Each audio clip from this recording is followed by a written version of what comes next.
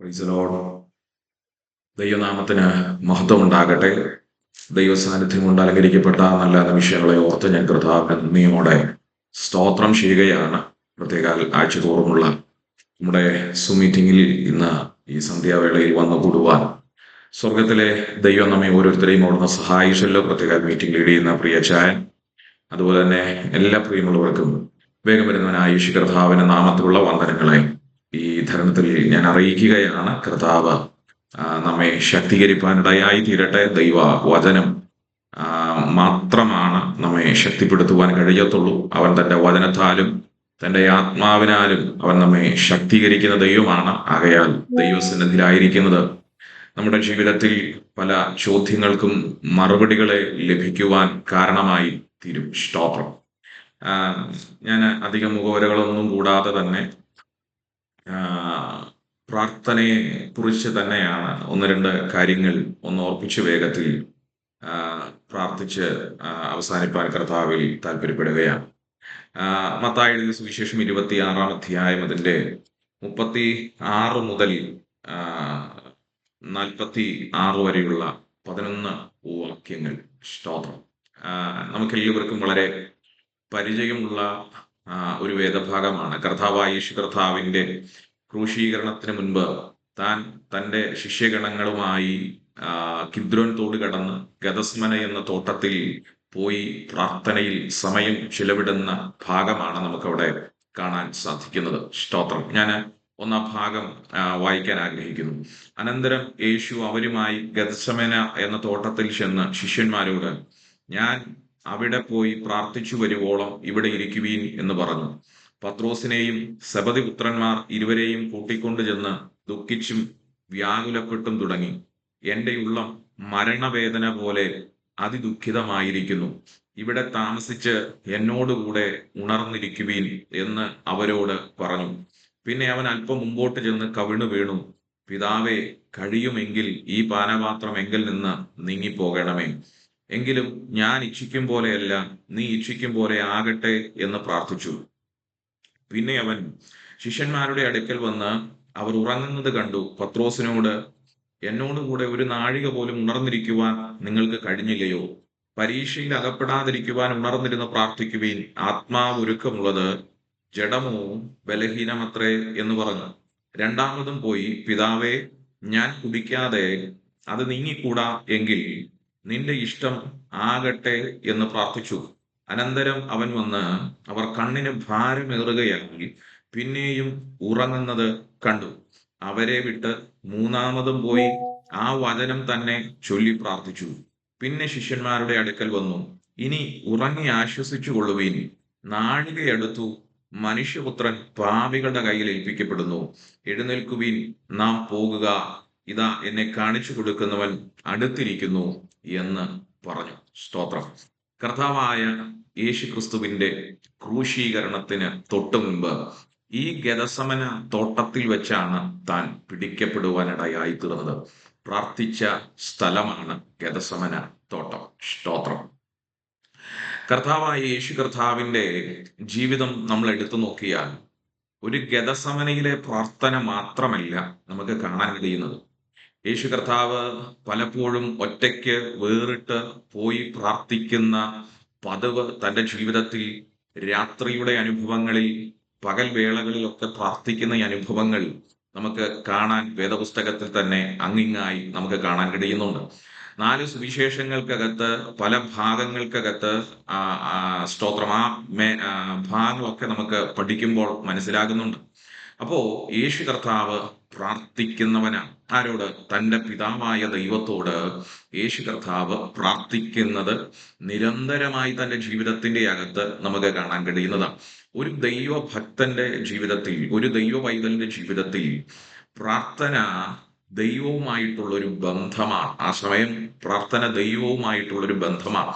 ആ സമയത്ത് സ്തോത്രം, നമ്മൾ വേദപുസ്തകത്തിലെ സകല ഭക്തന്മാരെ എടുത്തു നോക്കിയാൽ അവരൊക്കെ പ്രാർത്ഥിക്കുന്ന നിരവധി പ്രാർത്ഥനകൾ നമുക്ക് കാണാൻ കഴിയുന്നുണ്ട്. അവരുടെ പ്രാർത്ഥന ശൈലികൾ നമുക്ക് കാണാൻ കഴിയുന്നുണ്ട്. സ്തോത്രം. ഈ പ്രാർത്ഥനാ ശൈലി പലരുടെയും പല നിലകളിൽ നമുക്ക് കാണാൻ കഴിയുന്നുണ്ട്. പക്ഷെ എങ്കിലും അവർക്ക് ദൈവത്തോട് ഒരു ആത്മബന്ധം നമുക്ക് അവിടെ എല്ലാം കാണാൻ സാധിക്കുന്നുണ്ട്. പക്ഷെ നിങ്ങൾ ശ്രദ്ധിച്ചാൽ നമ്മുടെ ഈ ഒരു ഭാഗത്തേക്ക് വരുമ്പോ യേശു കർത്താവിന്റെ ജീവിതത്തിൽ തുടർന്നുള്ള മണിക്കൂറുകളിൽ തന്റെ ആ 33.5 വയസ്സുവരെ താൻ ജീവിച്ച തന്റെ ആ ആ ആ ഒരു ജീവിത കാലയളവ് എടുത്തു നോക്കിയാൽ താൻ ഏറ്റവും കൂടുതൽ പ്രതിസന്ധി അനുഭവിക്കാൻ പോകുന്ന ഒരു പ്രധാനപ്പെട്ട മണിക്കൂറുകളിലേക്ക് താൻ മുൻപോട്ട് പോവുകയാണ്. പ്രധാനപ്പെട്ട നിമിഷങ്ങളിലേക്ക് താൻ മുൻപോട്ട് പോവുകയാണ്. പ്രധാനപ്പെട്ട സമയത്തെ താൻ ഫേസ് ചെയ്യാൻ പോവുകയാണ്. ഏറ്റവും വലിയ പ്രതിസന്ധിയെ താൻ ഫേസ് ചെയ്യാൻ പോവുകയാണ്. അപ്പോ ഈ ഏറ്റവും വലിയ പ്രതിസന്ധി തന്റെ മുൻപിൽ ഉള്ളപ്പോൾ യേശു കർത്താവിനെ നമ്മൾ ഇവിടെ ചില കാര്യങ്ങൾ നമുക്ക് പഠിക്കാനും സ്തോത്രം. എന്താണ് ഏറ്റവും വലിയ പ്രതിസന്ധി തന്റെ ജീവിതത്തിൽ ആ 33.5 കൊല്ലം താൻ ജീവിക്കുന്ന ആ ഒരു സമയം വരെയും ഏറ്റവും വലിയ പ്രതിസന്ധിയാണ്. ഏറ്റവും വലിയ പ്രതിസന്ധിയിലേക്ക് താൻ മുൻപോട്ട് കടന്നു പോവുകയാണ്.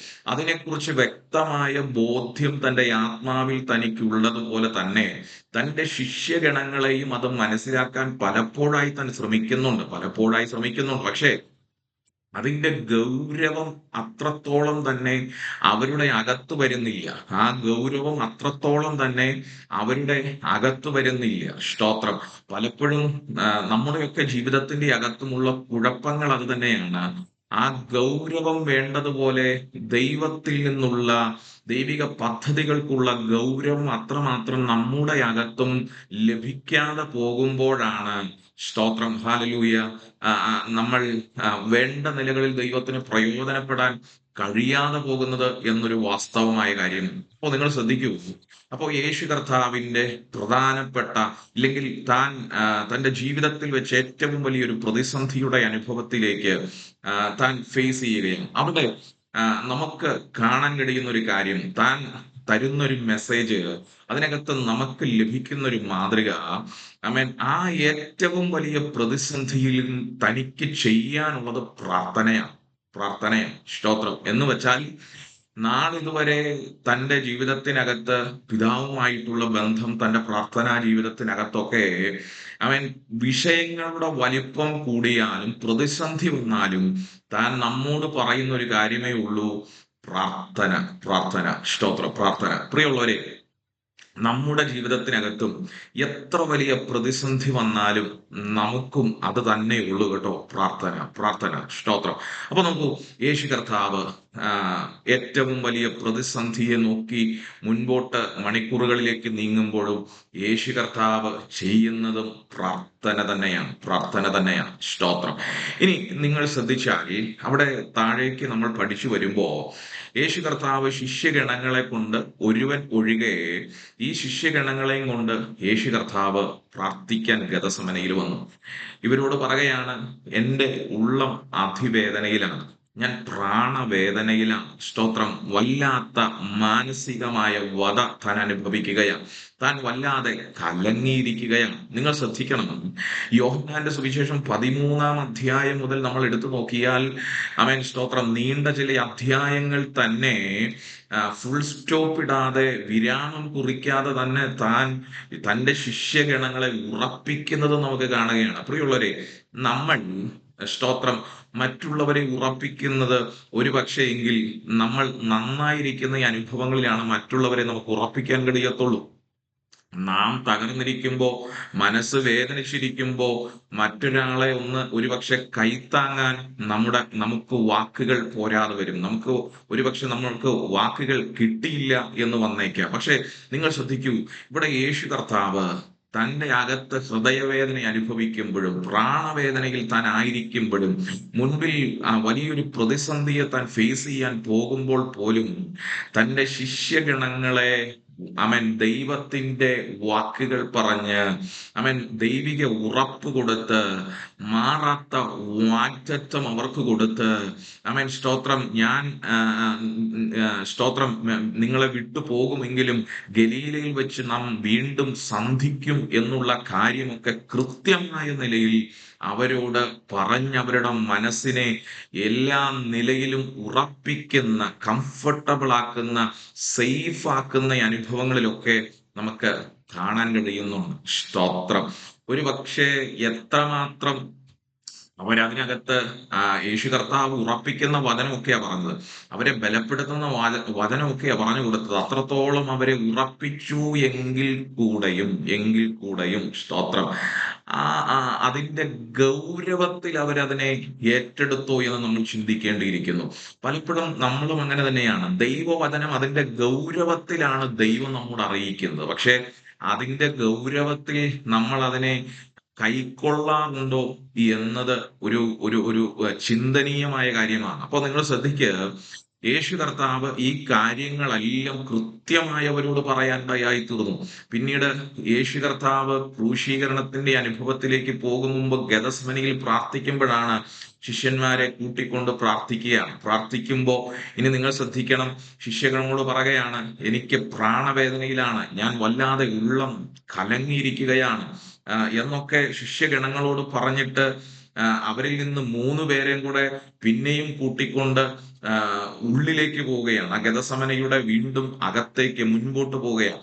മുൻപോട്ട് പോയിട്ട് അവരോടും പറയുന്നു, നിങ്ങൾ ഇവിടെ ഇരുന്ന് പ്രാർത്ഥിക്കണം, ഞാൻ വല്ലാത്ത വേദനയിലൂടെ കടന്നു പോവുകയാണ്, അതിവേദനയിലൂടെ ഞാൻ കടന്നു പോവുകയാണ്, എൻ്റെ ഉള്ളം കലങ്ങിയിരിക്കുകയാണ് എന്നൊക്കെ അവരോട് കൃത്യമായി തന്റെ വേദന താൻ പകർന്നും പങ്കുവെച്ചും കൊടുക്കുകയാണ്. അങ്ങനെ താൻ പകർന്നും പങ്കുവെച്ചും തന്റെ ഉള്ളം അവർക്ക് കൊടുത്തിട്ടും നിങ്ങൾ ശ്രദ്ധിക്കണം, യേശു കർത്താവ് വീണ്ടും ഒരു കല്ലേറ് ദൂരത്തോളം അവരെ വിട്ടുപോയി അവിടെ കവിണ്ണു വീണ് പ്രാർത്ഥിക്കുകയാണ്. സ്തോത്രം. അപ്പോ അതിന്റെ അർത്ഥം എന്താണ്? ഒരു കാര്യം ഉറപ്പാണ്. സ്തോത്രം. നമ്മുടെ വിഷയങ്ങൾക്ക് വേണ്ടി നമ്മൾ തന്നെയാണ് ഏറ്റവും അധികം പ്രാർത്ഥിക്കേണ്ടത്. മറ്റൊരാളെ ഭരമേൽപ്പിക്കുന്നത് ശരി തന്നെയാണ്. എനിക്ക് വേണ്ടി പ്രാർത്ഥിക്കണമേ എന്നൊക്കെ നമുക്ക് പറയാം.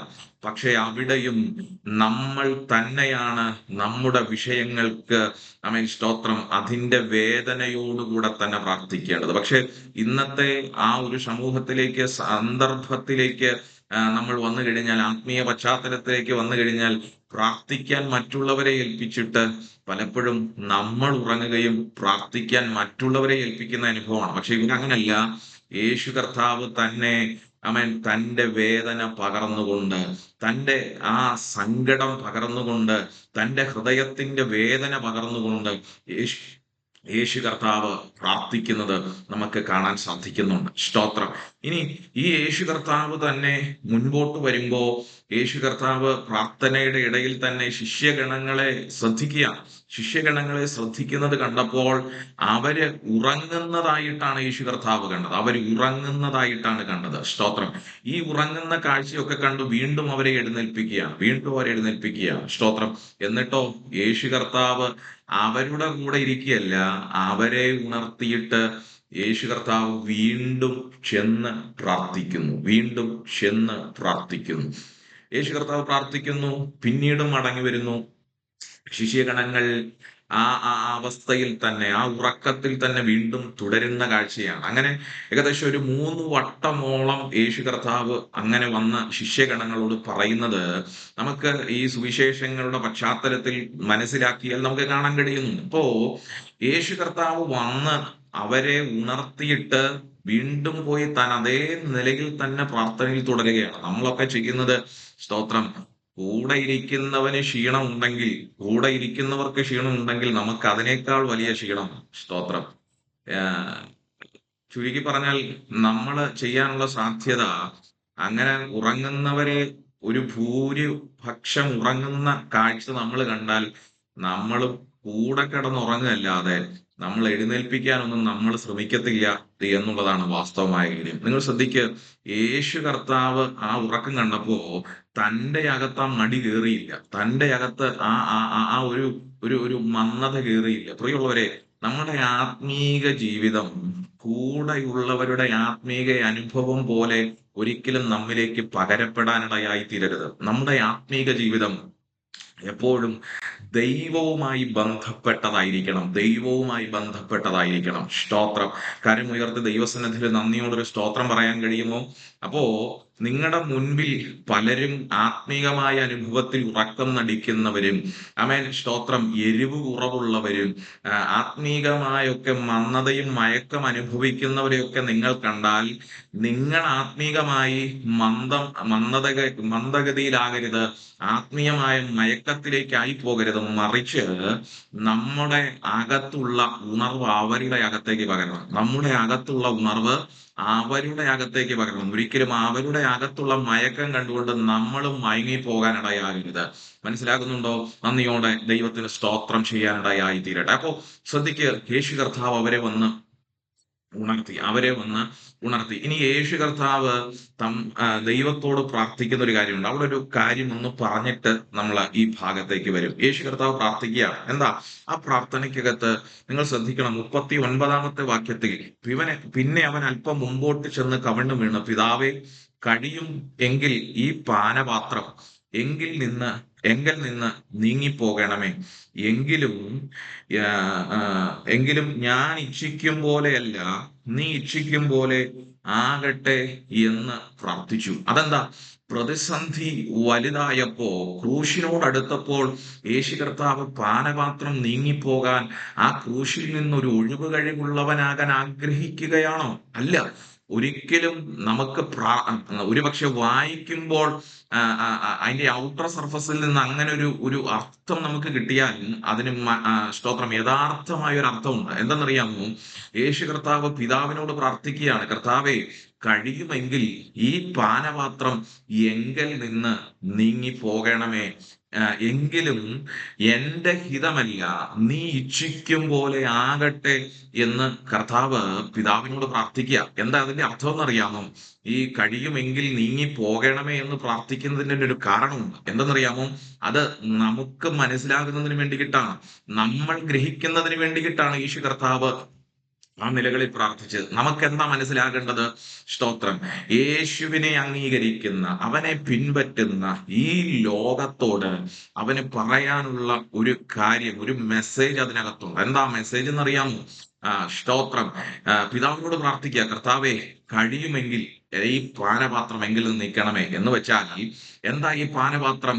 സ്തോത്രം, കോപത്തിന്റെ ഈ പാനപാത്രം, ആമേൻ, മുൻപിൽ സംഭവിക്കാൻ പോകുന്ന ക്രൂശ് യാഗമരണം മാറിപ്പോകണമേ എന്ന് യേശു കർത്താവ് പ്രാർത്ഥിക്കുന്നതിന്റെ അർത്ഥം, സ്തോത്രം, സകല മനുഷ്യർക്കും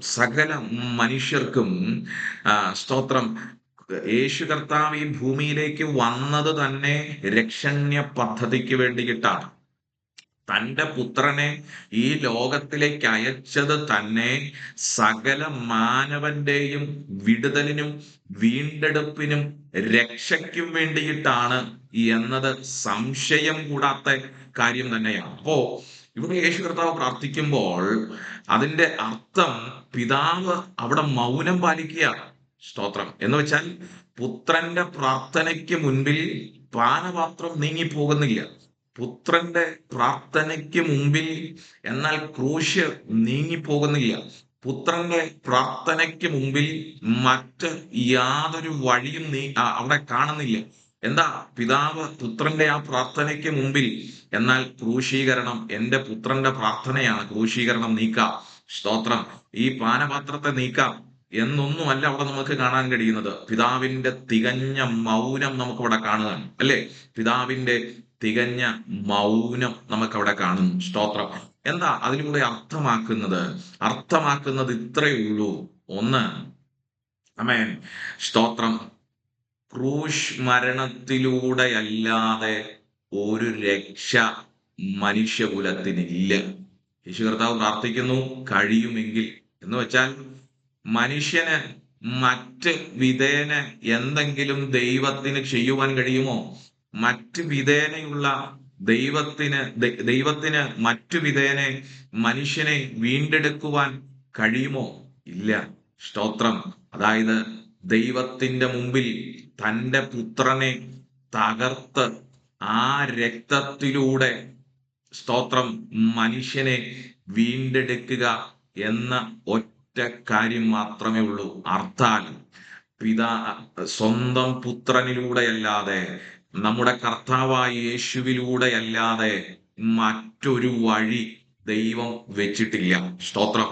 മറ്റൊന്ന് എന്റെ ഹല്ലേലൂയ തമ്പുരാനിലൂടെയല്ലാതെ ഒരു രക്ഷ ഒരു മനുഷ്യനും ഇല്ല എന്നതാണ് വാസ്തവമായ കാര്യം. അതാണ് പുത്രൻ പ്രാർത്ഥിക്കുന്നത്, കഴിയുമെങ്കിൽ ഈ പാനപാത്രം എങ്കിൽ നിന്ന് നീങ്ങിപ്പോകണമേ എന്ന് വെച്ചാൽ മറ്റൊരു വഴി ഉണ്ടെങ്കിൽ അത് ചെയ്യണമേ എന്ന ഇല്ല കേട്ടോ. സ്തോത്രം.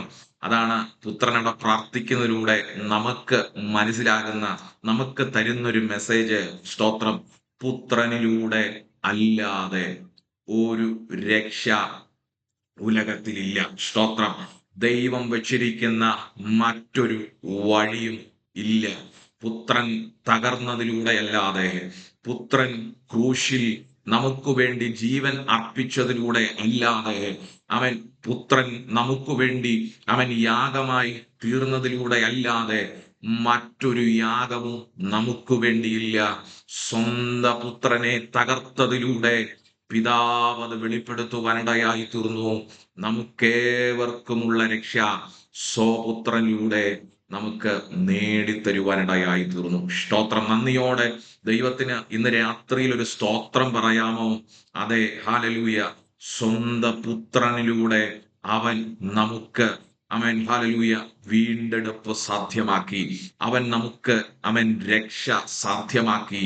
അവൻ നമുക്ക് വിടുതലുകളെ സാധ്യമാക്കി. അവൻ നമ്മെ ഈ നിലയിൽ സ്വാതന്ത്ര്യത്തിലേക്ക് കൊണ്ടുവരുവാൻ ഇടയായി തീർന്നു. സ്തോത്രം. ഇനി നിങ്ങൾ ശ്രദ്ധിച്ചാൽ, ഞാൻ ആ ഭാഗം പറഞ്ഞ ആ അർത്ഥം പറഞ്ഞ് ഞാൻ മുമ്പോട്ട് പോവുകയാണ്. ഇനി യേശു കർത്താവ് ശിഷ്യഗണങ്ങളോട് പ്രാർത്ഥിക്കാൻ പറയുന്നു. ഇതിനു മുമ്പ് തന്നെ ഈ ശിഷ്യഗണങ്ങളോട് പത്രോസിനോടും ഒക്കെ പറയുന്ന ഒരു കാര്യമുണ്ട്. നിങ്ങൾ പരീക്ഷയിൽ അകപ്പെടാതിരിക്കാൻ ഉണർന്നിരുന്ന് പ്രാർത്ഥിക്കുവിൻ. പരീക്ഷയിൽ അകപ്പെടാതിരിക്കാൻ ഉണർന്നിരുന്ന് പ്രാർത്ഥിക്കുവിൻ. എന്താ അതിന്റെ കാരണമെന്നറിയാമോ? നിങ്ങളെല്ലാം ഇന്ന് രാത്രിയിൽ ചിതറിപ്പോകും. ഇന്ന് രാത്രിയിൽ നിങ്ങൾ ചിതറിപ്പോകും. ഇടയനെ പിടിക്കും, ഇടയനെ വെട്ടും. സ്തോത്രം. വാൾ ഇടയന്റെ മേൽ വീഴും. അപ്പോൾ നിങ്ങളെല്ലാം ചിതറിപ്പോകുമെന്ന് അവരുടെ മുമ്പേ കണ്ടുകൊണ്ട് എന്റെ യേശു കർത്താവ് പറയുകയാണ്. തന്റെ 33 തിരുവയസ്സിൽ യെരൂശലേം ദൈവാലയത്തിന്റെ പണി കാണിച്ച, മനോഹാരിത കാണിച്ച ശിഷ്യഗണങ്ങളോട് AD 60-65 സംഭവിച്ച, ഇല്ലെങ്കിൽ സംഭവിക്കാൻ പോകുന്ന, ഏകദേശം 30 വർഷങ്ങൾക്കപ്പുറം സംഭവിക്കാൻ പോകുന്ന, ഭാവിയിൽ സംഭവിക്കാൻ പോകുന്ന കാര്യങ്ങളെ കുറിച്ച് കൃത്യമായി അറിഞ്ഞുകൊണ്ടാണ് യേശു കർത്താവ് അപ്പോൾ യെരൂശലേമേ യെരൂശലേമേ എന്ന് നോക്കി കരയാനിടയായി തീർന്നത്. അപ്പോ ഇവിടെ ശിഷ്യഗണങ്ങൾ അടുത്ത നിമിഷങ്ങളിൽ, അടുത്ത സമയങ്ങളിൽ അവരുടെ ജീവിതത്തിൽ സംഭവിക്കാൻ പോകുന്ന കാര്യങ്ങളെ കുറിച്ച് കൃത്യമായ ബോധ്യം എന്റെ കർത്താവിനുണ്ട്. നന്ദി പറഞ്ഞ ദൈവത്തിന് സ്തോത്രം ചെയ്യണം. എന്തെന്നറിയാമോ? നമ്മുടെ അടുത്ത മണിക്കൂറുകളെ, അടുത്ത നാളുകളെ, അടുത്ത ദിവസങ്ങളെ നന്നായി അറിയുന്ന ഒരു ദൈവത്തെയാണ് ഇന്ന് രാത്രിയിലും നമ്മൾ ആരാധിക്കുന്നത്. എൻ്റെ ഭാവി അറിയുന്ന, എൻ്റെ നാളുകളെ അറിയുന്ന, എൻ്റെ ജീവിതാനുഭവങ്ങളെ അറിയുന്ന ഒരു ദൈവത്തെയാണ് ഇന്ന് രാത്രിയിൽ നമ്മൾ ആരാധിക്കുന്നത് എന്ന് സന്തോഷത്തോടെ അവനെ സ്തുതിക്കാനിടയായി തീരട്ടെ. എൻ്റെ ദൈവം എൻ്റെ നാളുകളെ അറിയുകയാണ്. സ്തോത്രം. അപ്പോ അങ്ങനെ ശിഷ്യഗണങ്ങളോട് പറയുമ്പോൾ തന്നെ ഒന്നാമൻ പത്രോസ് ചാടി പറഞ്ഞൊരു കാര്യമുണ്ട്. എന്താ പറഞ്ഞെന്നറിയാമോ?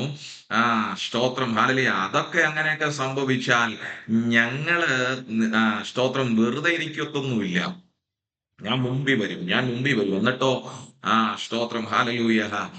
ഞാൻ അതൊന്നും സമ്മതിക്കുകയില്ല. ഞാൻ നിന്നെ തള്ളിപ്പറയത്തില്ല. അതൊരിക്കലും സംഭവിക്കത്തില്ല കർത്താവേ. അങ്ങനെ സംഭവിക്കത്തില്ല കർത്താവേ. സ്തോത്രം.